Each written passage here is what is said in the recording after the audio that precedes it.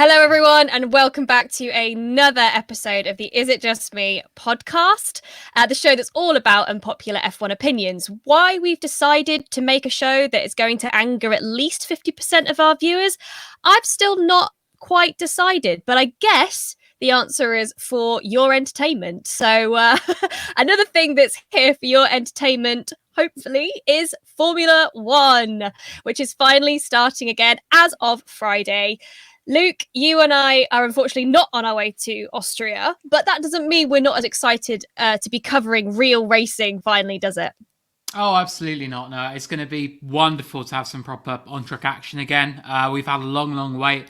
Lots to talk about as we've been going through on this podcast. Like we've had 11 weeks now, I think, of debates and topics that are coming up even without any racing. But nothing quite beats the thrill of seeing on-track action, really getting stuck into it. We've got, I think 9 races in 11 weeks coming up. It's going to be amazing. And I think on every single Monday, your mentions with It's Race Week are going to be an absolute hot mess. Do you know what? I genuinely thought we were going to get through this podcast without you saying anything. I don't know why. I don't know why I thought that, but genuinely, no one's ever had that much faith in me. So come on, like really. I did, Luke, and now you've lost it. It's so well, faith is gone, trust is gone. But yeah, genuinely, Monday was interesting. Was interesting for me. It was there was a lot, and I just felt like obviously everybody's very excited that racing is back, but I don't know if those dreaded 2 words have ever been used more than they were on Monday, which was really, really interesting. And for those of you that don't follow me on social media, because I mean, it's your choice who you follow. Yeah, the term race week for me, which maybe we should, again, like I feel like we bring up other topics for potential podcasts within the podcasts themselves, but the fact that my unpopular opinion is race week is not a thing, but maybe we'll leave that for another week to decide. Basically after I've had just completely been inundated by the memes, then maybe I'll be strong enough to do a podcast and just let some of that pent up rage out, because it's not a thing. Anyway. Looking ahead to the 2020 season, as we always do, because even though it hasn't even started, we're already talking about who's going to win. Obviously, Lewis Hamilton is keyed up basically to potentially take home the record away from Schumacher for the number of World Drivers' Championships. But let's not get ahead of ourselves. There are other people in the mix that could be in contention for that prize as well, and to basically stave off Lewis for another year. And on that list, I guess we've got who? Leclerc in the Ferrari. If the Ferrari can get its updates together in time for Hungary and give him a competitive car, which is I mean, for Hungary, they seem pretty positive, but I mean, Austria, it might be a bit of a struggle for him. Who else we got on there, Luke?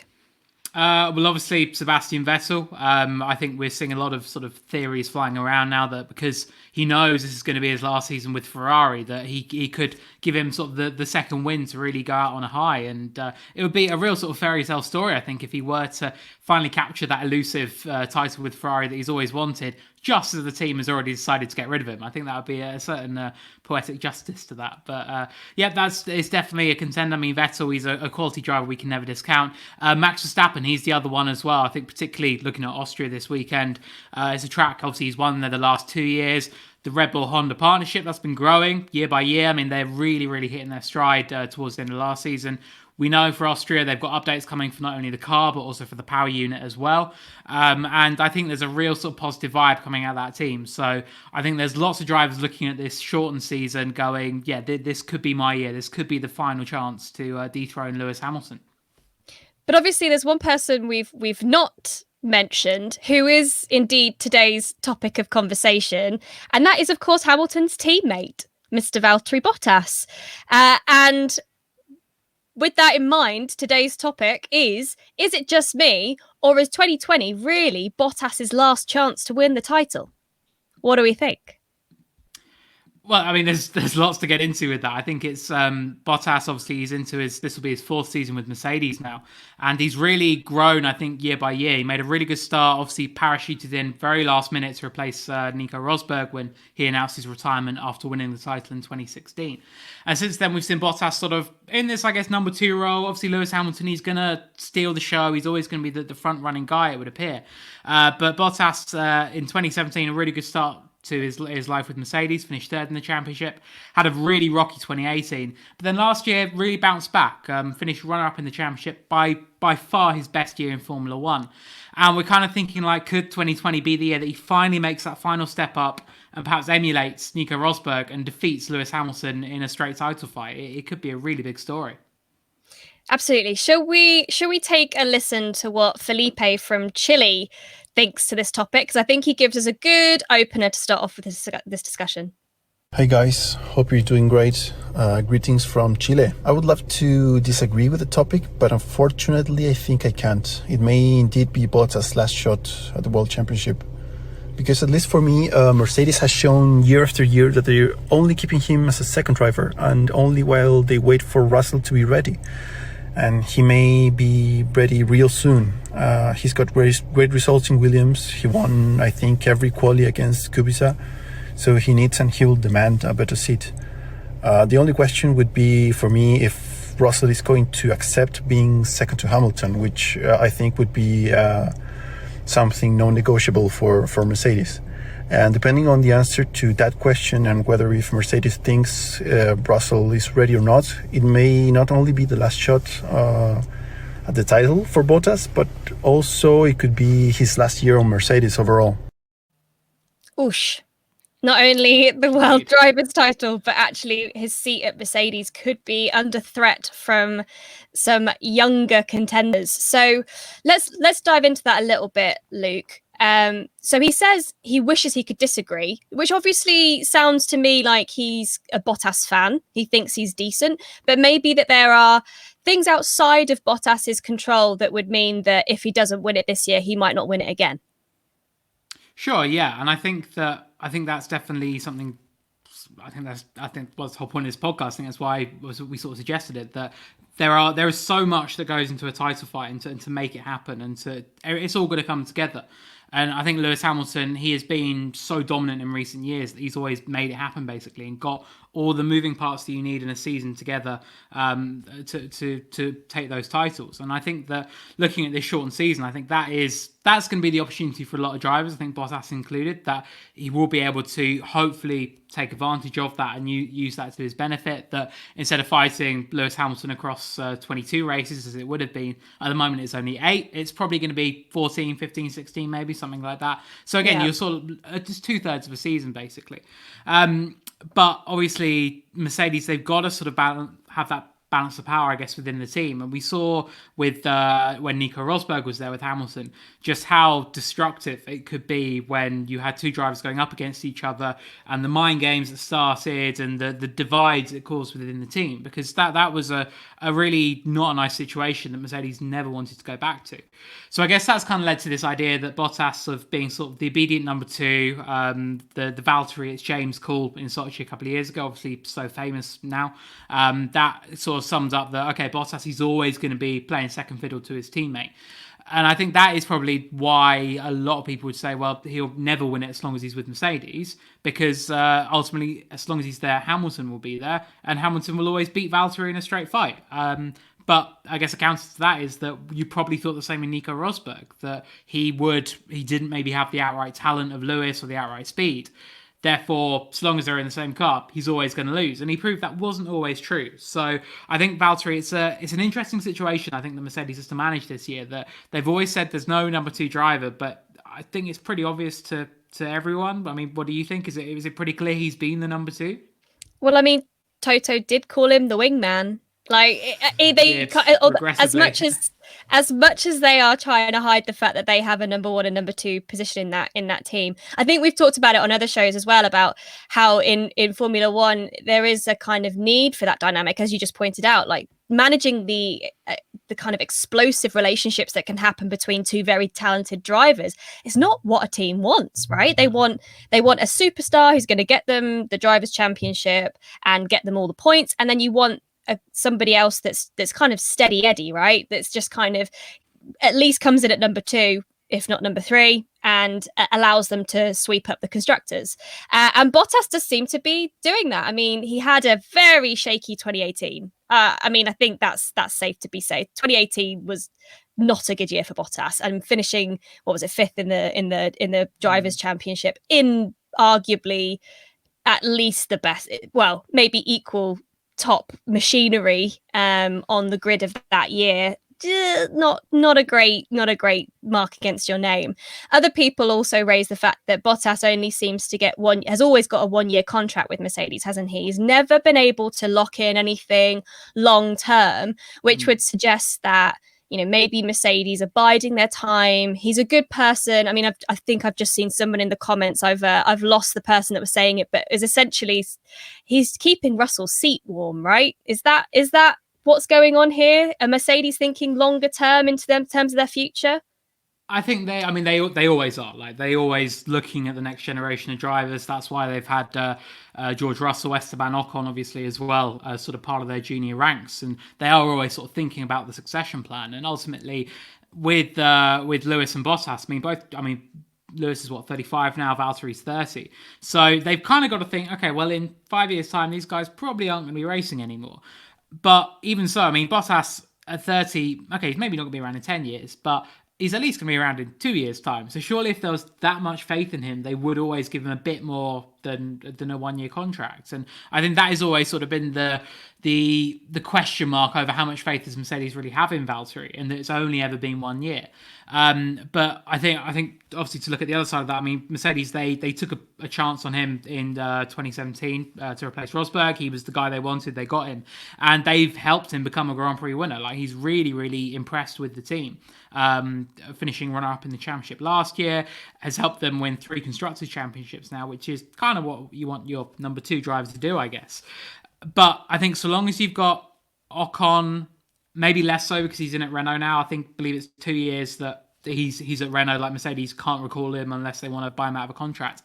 But also with Russell as well, he was so impressive at Williams last year.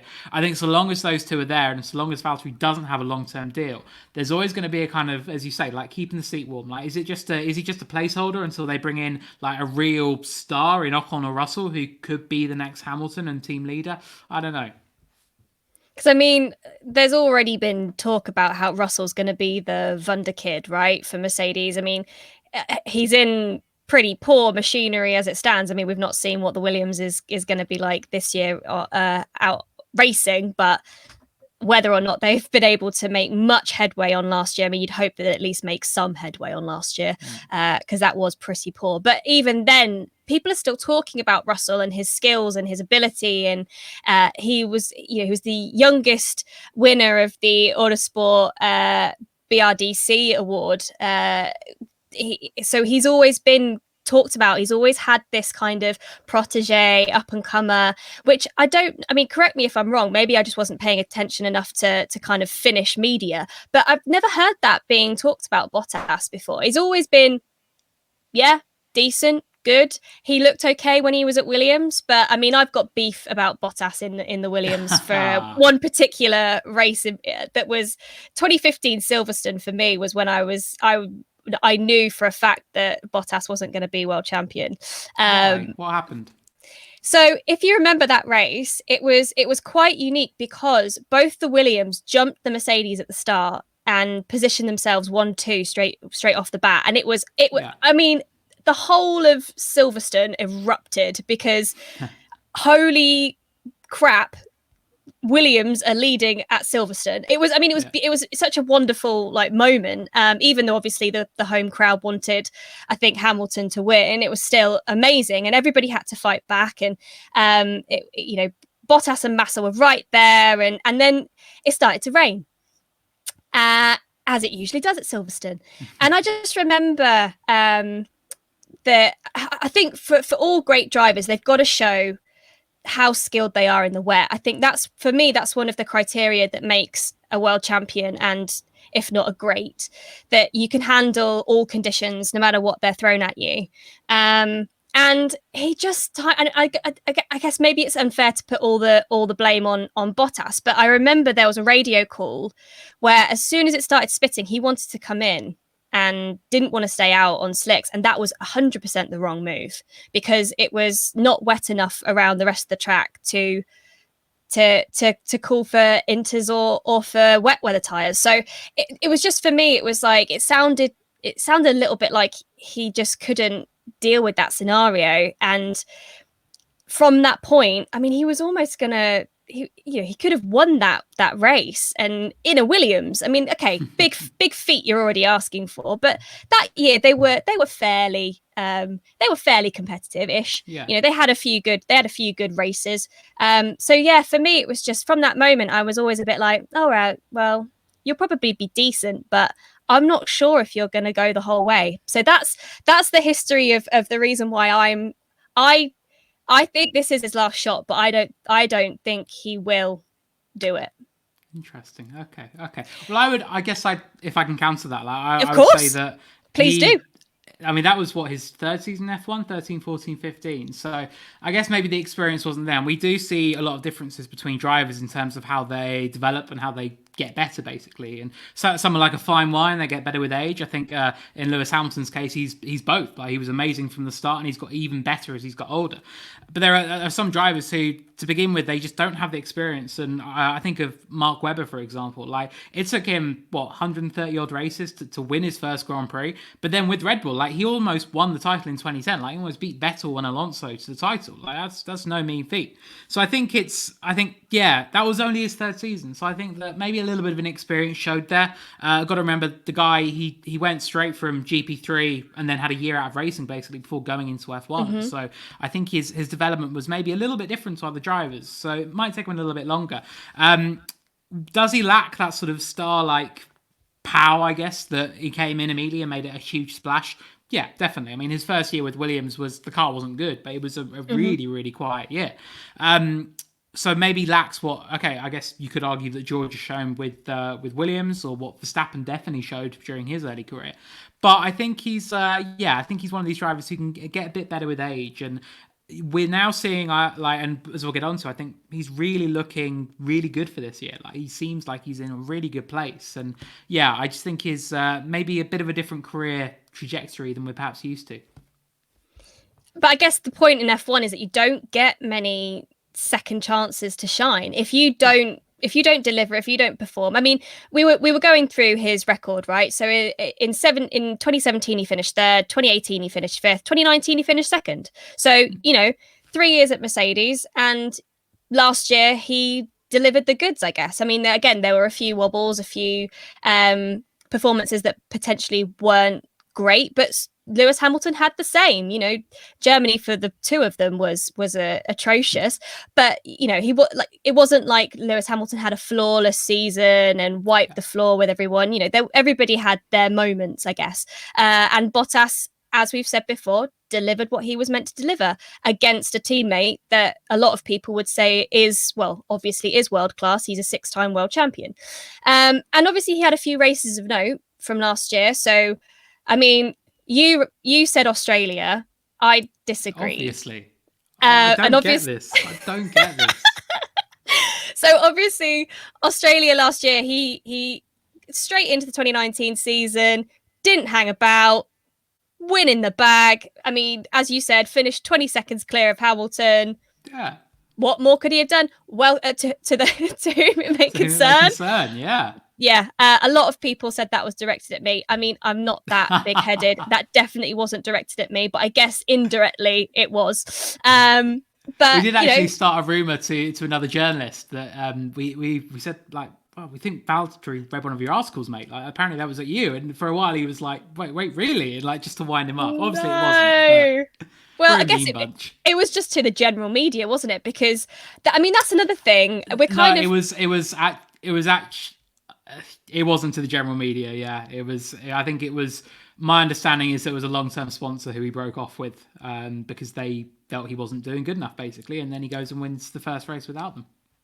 Well, there you go. Bit of inside information there from Luke. This is why you're in the paddock, Luke, because you pick up this kind of stuff. Well, obviously, unfortunately, I'm not for this the first weekend. You'll be back there, Luke. Don't you worry. But okay. But I mean, even so, it was a very clear message to everybody that had ever doubted him that hello. And of course, that was the birth of Bottas 2.0.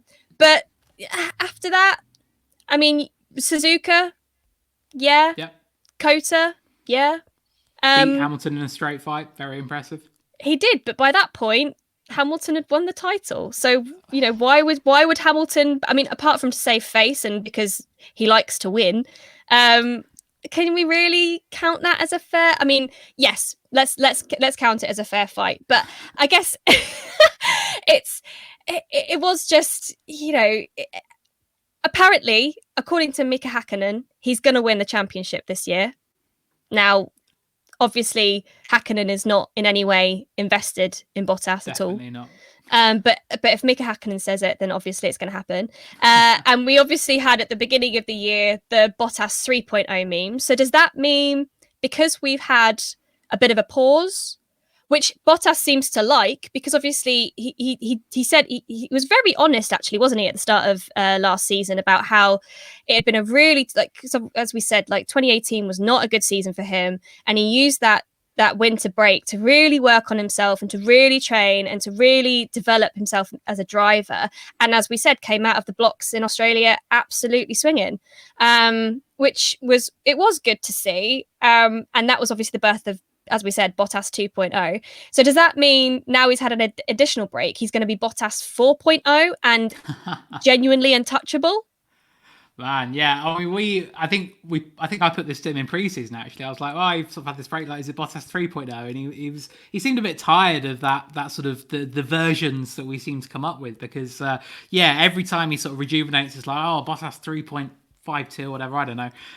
But you are right. Like, these breaks do really seem to suit Valtteri, and I think that every single driver has talked about this COVID-induced break that they've had, and they've all said it's given them a chance to go away and do stuff that they've never ever had the chance to do before, like in terms of having a proper break from racing, getting into proper routine, their training programs they can really, really focus on. And ultimately, at the end of a long season, and you've got maybe a couple of months before testing begins again, you want to have time with your family, you want to relax, and you've not really got much time to, I guess, fine-tune the way you're going to plan things. But they have all had this opportunity now, every single driver has. But with Valtteri, you look on his, and I know it's only social media, it's only what you want to see, but the stuff he's been doing is crazy. So he's, another point is just how much more settled he is, I think, just in his personal life as well this year. Obviously, last year he went through a divorce with his long-term partner. Now he's together with Tiffany Cromwell, who's an Australian cyclist, and they post a lot on Instagram. They're very open about it all, and they are going on these crazy training adventures. I think one day during this break, they cycled to the Russian border from Finland. I was going to cycle to Russia for the day, as you do. It's crazy. And he's really going through some absolutely intense work. And he did a Sky Sports interview a couple of weeks ago, and he sort of spoke about, obviously asked about the rumours of Vettel and all of that and his future and all the stuff that comes up. But they said in terms of your training, what have you been doing? And he just spoke about how he's really, really knuckled down, work hard. And I don't know, for me, there was just an added steel coming from everything that Bottas was saying. And it's kind of okay, something's a little bit different here. He really, really is absolutely at the top of his game right now in terms of his physical condition and where he wants to be. So I think as long as he can marry that up with his on-track driving, which again, he said he's used this break to sort of go through data and look at ways he can improve maybe. And that's something, every driver will be doing. But I don't know, with Valtteri, there was just something a little bit where I was like, okay, this could be a bit of a dark horse for this year's title maybe. He does seem kind of quietly confident, doesn't he? Which is something that I don't think we've seen very much in previous seasons. So yeah, maybe he just enjoys the time off and being loved up, which is great. Let's take exactly. Good for him. Let's take a quick listen to Antar, who I think is going to be summarizing what a lot of people are already saying in the comments. Is 2020 Valtteri Bottas's last chance to win and defeat Lewis Hamilton? The answer is no, okay? For the last 3 years, the media, parts of the media, have been asking, can Bottas do it this year? Can you do it this year? Can you do it this year? We've been going at it for 3 years, and this is the 4th. And you know what's happened in the last 3 years? Hamilton championship, Hamilton championship, Hamilton championship. The definition of insanity is doing the same thing over and over again and expecting different results. We've been doing the same thing for 3 years, and we got the same result. So, stop it. Right. So apparently we're all insane. And we should just stop talking about it, because I think what Antar is saying there is until Lewis Hamilton moves on, then pretty much nobody else is going to win the world championship. Is that did you take that from that, or did you get a different reading from that? Yeah, I think you can take that from that. I think there's a bit in there about, you mentioned the media, like, why do we keep asking this question? But it's our job to ask this question. Like, every single year we have this storyline, and I think last year it was something that Mercedes themselves dragged out a little bit, and Valtteri said in pre-season that he wanted this year any contract talks to be done much sooner and much more privately, because last year Toto was very open about, well, it's either going to be Ocon or Bottas, and I'm in a dilemma, and that, I don't think, that didn't really help Bottas. Like, that maybe sort of chipped away at his confidence a little bit. But it is, ultimately, it is a big story. Like, this is probably the most coveted seat in Formula One. Therefore, we've got to keep having this discussion about as to who gets it. I think that, the argument that as long as he's with Hamilton, it is always going to be challenging, but it's not impossible to beat Lewis Hamilton in the same car. Jenson Button did it at McLaren. Nico Rosberg famously did that in 2016. So there is that possibility, and I think we do like to try and sort of talk about, okay, what could drivers do? Like, how much better can they get? Could we see a surprise this year? And if Bottas came in and won the title this year, I mean, that would blow everyone's minds, I think. And I think there's a lot of sort of arguments as to how it could happen. I mean, we had on Twitter a couple of people get in touch. I'm going to try and say this right. Mihailo Vucinic, I believe, said he has a slight chance over a shorter season, but only if Hamilton skips 1 or 2 for whatever reason. So it's a shorter year. If Lewis has 1 or 2 DNFs, for example, that could really, really throw things towards Bottas' favour. We also had Nick get in touch as well, saying it starts off with a doubleheader, a really strong track for him. Feel like he has to come out of those 2 with a lead in the championship to be a contender. Again, if Bottas starts with back-to-back wins in Austria, where he won so dominantly in 2017, then why not? Like, if he's got the chance to build this momentum and really take the fight to Lewis, I think it's possible this year. I genuinely do, as long as he starts on the right foot. And I think it's going to be fascinating to watch. And I think that is why we need to keep having this debate as to, like, can he do it? Could this year be the year he beats Lewis Hamilton? Well, I've just seen Basco RM Baptista in the chat saying, I think Bottas has much more pressure from the media than any other driver, which is not easy to handle for anybody. He's under scrutiny more than anybody else. I mean, arguably, maybe Hamilton has more media scrutiny. I mean, a lot of people, if you watch him in the paddock, the reason he has a scooter is to stop being hounded. And obviously a lot of people don't like that or see that as a bit antisocial, but I genuinely don't think he'd be able to get anywhere if he didn't have that scooter. Yeah. But I guess in terms of criticism, maybe Bottas gets a little more than his fair share. Then maybe, because obviously Hamilton is also applauded because he wins so often. Max gets applauded because he does great things in a slightly lesser car. Leclerc for the same reasons, really. So if Bottas isn't winning or coming second, then he's deemed a failure. Do you think that's a fair comment?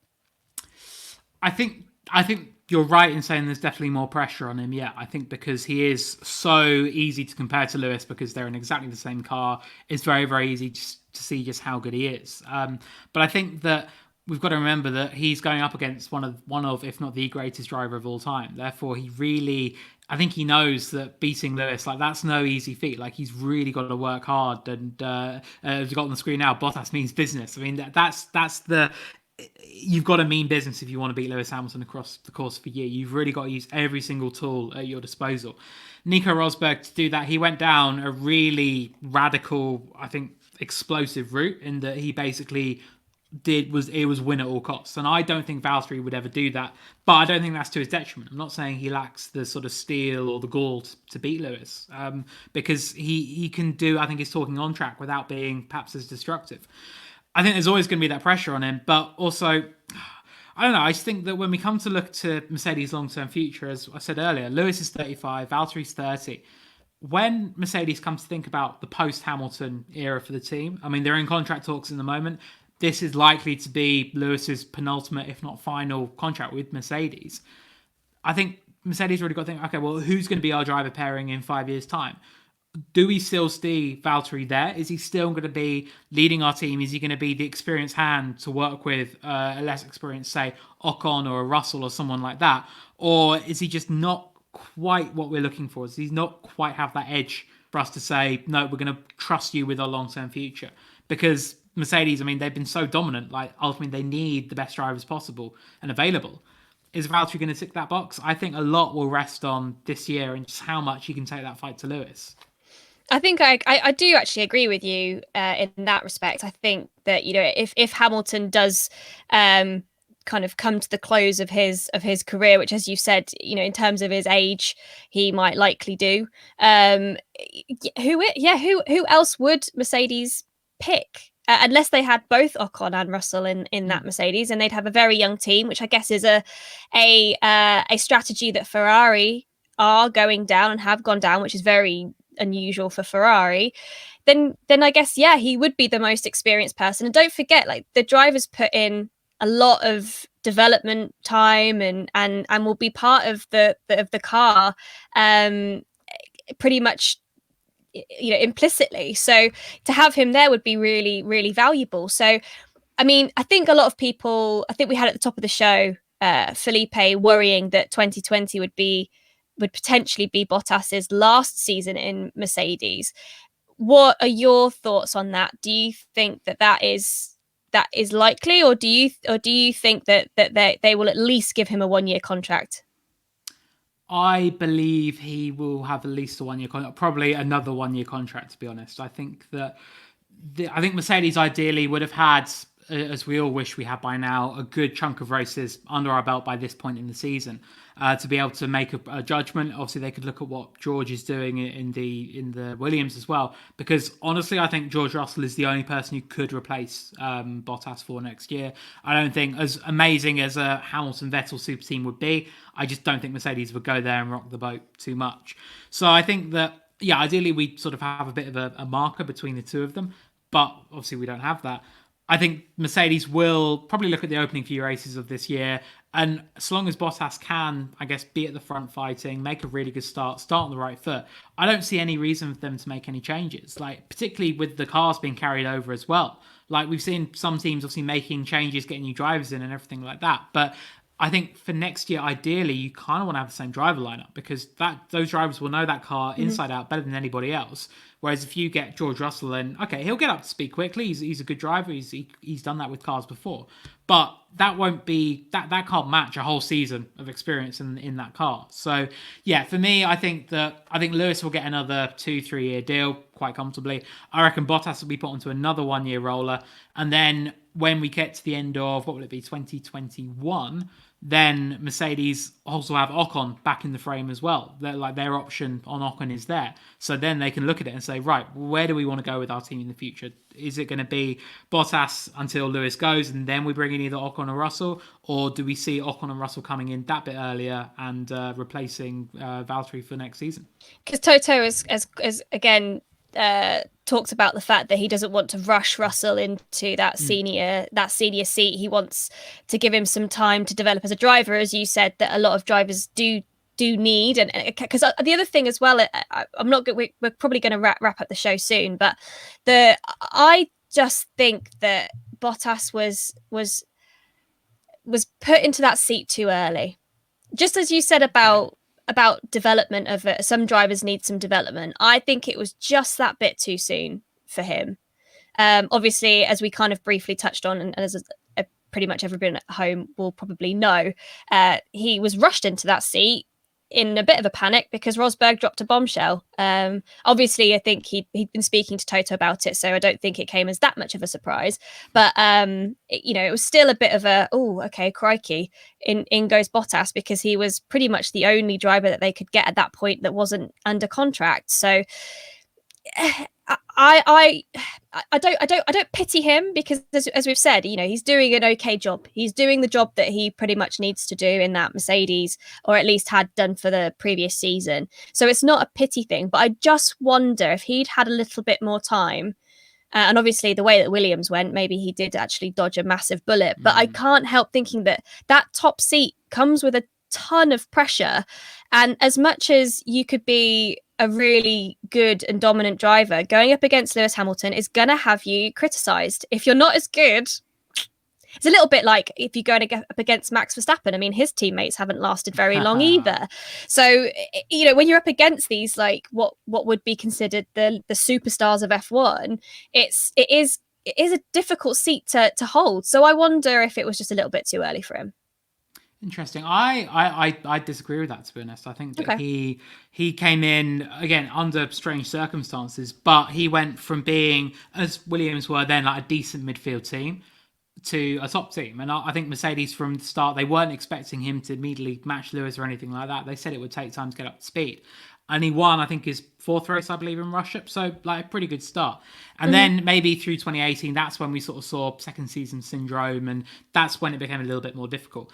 But I think the way he responded last year, I think that was real proof of just how good he can be. I think he was in a really good groove. And I think if he can continue that momentum into the season, that will bode really, really well for both him and for F1 as a whole. And I think that, Mercedes, I don't think they were... I think after the experience of Rosberg as well, I don't think they were looking for anyone who could really light a fuse and make it really, really troublesome with Lewis. I think they wanted a very sort of peaceful, harmonious relationship between the two drivers. And that is exactly what they've got. I mean, Valtteri and Lewis get on so well. And because Valtteri, he's just hella chill. Like, he's just so chilled out. And I think that Lewis, if you asked him about it, honestly, he would probably favour keeping Valtteri for as long as possible, because it just works. And that's really, really cool. So, I think he got his... It's all about luck in F1. Like, as you say, like if he hadn't got that move with Mercedes when he did, he could still be at Williams now. And that wouldn't be at all a good position to be in. But he had his chance, he took it, and I think that he's managed to prove that it is possible to escape the midfield, and it is possible to establish yourself as a race winner. And I think this could be the year he maybe establishes himself as a title fighter as well. I really hope so, because it'd be such a cool story. And it would be great for everybody at home if there's more drivers in the mix for that top spot, because as it stands, apart from, and as we said at the top of the show, if Ferrari can get their machinery in gear, hopefully we'll have a double team battle there. But at the moment, it looks like it's going to be a bit between Mercedes and Red Bull to start off with. So, I mean, it would be cool, wouldn't it? It'd be such a story. I'd be eating my words. I'd be, I'd have to concede that I was wrong the whole time, and it would give us an interesting championship, which I think after everything that's happened this year is what everybody wants to see. So, okay, here's hoping I get proved wrong, right? I must ask though, where did all of this Bottas? It's become a meme. You and Bottas and all of that. Where did this? I mean, we got on screen now from preseason testing. Oh, wonderful. Where did that all come from? Like how did that start? I guess, it all came from a previous podcast I was on, because obviously I used to be on the WTF1 podcast, and I think we were just talking about Australia it must have been 2017, and it was just the fact that I basically came out saying I didn't rate him very much, and it just for some reason it just became a thing, and now I am forever known as the Bottas basher. But I did that photo is from testing this year, so there it is again, which everybody loves to remind me of, and obviously he is such a nice guy, as you've said. He's so cool, he's so chill, he's really funny, he's got a really good sense of humor, and obviously he doesn't know who I am, so when we met he was perfectly lovely to me. If he listened to anything I said about him, he probably wouldn't even give me the time of day, and maybe nor should he. But he was top crack. But yeah, I have become known as a bit of a Bottas basher. Which I don't mean to. I really, as I said, I would love to see him take it this season. I would love to see him up there. I'd love to see him battling. I really want it to happen. So hopefully Mika Häkkinen's right, and this is the year that Bottas beats Hamilton. So here we go. Wonderful. Oh yeah, who said anything about bashing? Don't know what you're talking about, mate. But anyway, let's leave it there, shall we? Obviously, thanks to everybody for getting involved. Thanks for getting involved in the chat. If you're watching along with us live, if you weren't and you were listening, I hope you enjoyed the friendly debate that Luke and I had on this week's show. And obviously, best of luck to Mr. Valtteri Bottas ahead of the Austrian Grand Prix. I almost said Australian because I'm so used to it. If only it was. I know. Good luck ahead of the Austrian Grand Prix, and we'll see you all next week when we'll have seen some racing. See you later.